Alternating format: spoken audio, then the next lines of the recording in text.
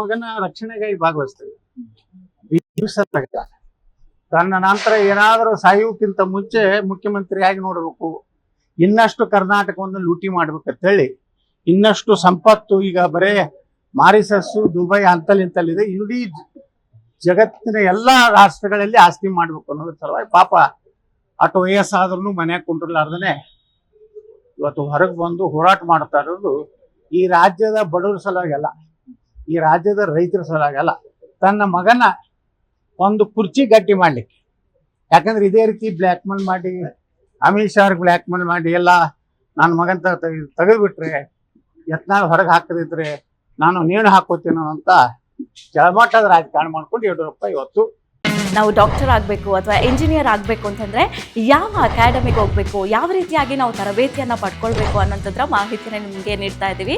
ನಮ್ಮ ಸಂಸ್ಥೆ Excel academic ಸಂಸ್ಥೆ 15 ವರ್ಷದಿಂದ ನೀಟ್ ಮತ್ತು CET JEE ಕೋಚಿಂಗ್ ಕೊಡ್ತಾ ಬರ್ತಾ ಇದ್ದೀವಿ. ನಂಬರ್ 1 ಫ್ಯಾಕಲ್ಟೀಸಿಂದ ನಾವು ಟೀಚ್ ಮಾಡಿಸ್ತೀವಿ. ಅಂದರೆ ಇಂಡಿಯಾದ ನಂಬರ್ 1 ಫ್ಯಾಕಲ್ಟೀಸ್. ನಾವು ನೀಟ್ ಕ್ರ್ಯಾಶ್ ಕೋರ್ಸ್ನ ಕೊಡ್ತೀವಿ ಮತ್ತು CET ಕ್ರ್ಯಾಶ್ ಕೋರ್ಸ್ನ ಕೊಡ್ತೀವಿ. ಕ್ರ್ಯಾಶ್ ಕೋರ್ಸ್ನ ಸೆಕೆಂಡ್ PUC ಸೈನ್ಸ್ ಯಾರು ಓದ್ತಾ ಇದ್ದಾರೆ ಅಂಥ ಮಕ್ಕಳಿಗೆ ನಾವು ಕೊಡ್ತೀವಿ. ಸೆಕೆಂಡ್ PUC ಕಂಪ್ಲೀಟ್ ಆಗಿರೋ ಮಕ್ಕಳಿಗೂ ಕೂಡ ನಾವು ಈ ಕ್ರ್ಯಾಶ್ ಕೋರ್ಸ್ನ ಕೊಡ್ತೀವಿ. ಪ್ರತಿದಿನವೂ ಕೂಡ ನಾವು ಡೈಲಿ ಟೆಸ್ಟ್ ಕಂಡಕ್ಟ್ ಮಾಡ್ತೀವಿ.